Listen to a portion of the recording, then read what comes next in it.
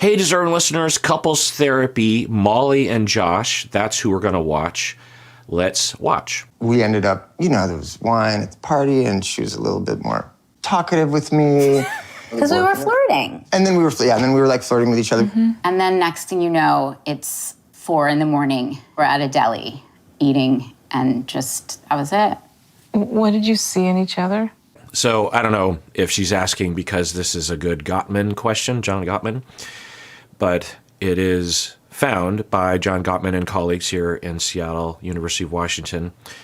Researcher of couples found that when you ask couples, the individuals in the relationship, about what they first saw in each other, what made them fall in love, what they were attracted to, what they liked about the person originally.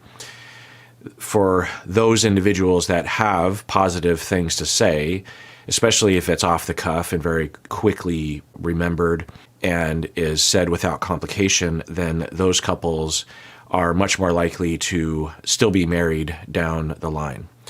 Because in the research, they would, in the lab, do a number of different observations and exercises and observe them and code their behaviors, and then would track them over time and see which couples stayed together, which did not. So for those couples who did not stay together very long, they would answer the question with statements like, I don't know what I saw in my partner. I think I was just young at the time. Or they'll say that it's too long ago, they can't remember. Or they'll say things like, well, I don't know, I guess I just really liked that he was stable. Something that it doesn't really inspire love and Hallmark cards, Happy anniversary. I'm really glad that you're stable. I mean, stability is, important, but usually it's something like there's a spark in your eye, or we could just talk forever, or I just couldn't keep my hands off of you, or your eyes, we were so similar. It's like we had known each other our whole lives. Those kinds of things. It stands to reason because the process is that in the beginning of a relationship, particularly if you're getting married, then in all likelihood at the time, you were very much in love, the way that most people are.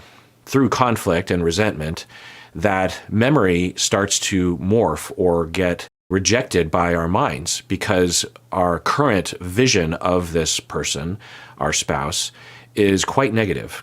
And we can't relate. And so even if we can remember thinking things, we will frame it as, well, I was young, I was stupid, or I didn't know what I was doing, or it was a rebound, or whatever.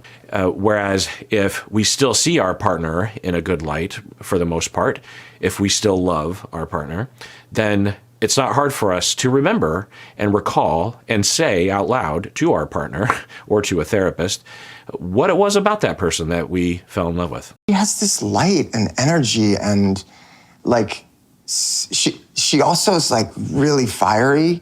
Those are my light and energy, and she's fiery. Okay. I will say that that's on the positive end of the spectrum, but I'm wondering if there's an asterisk there. Fiery could go a lot of different ways. If he had said, she's really fiery, and I just love that about her because, I need someone in my life that pushes.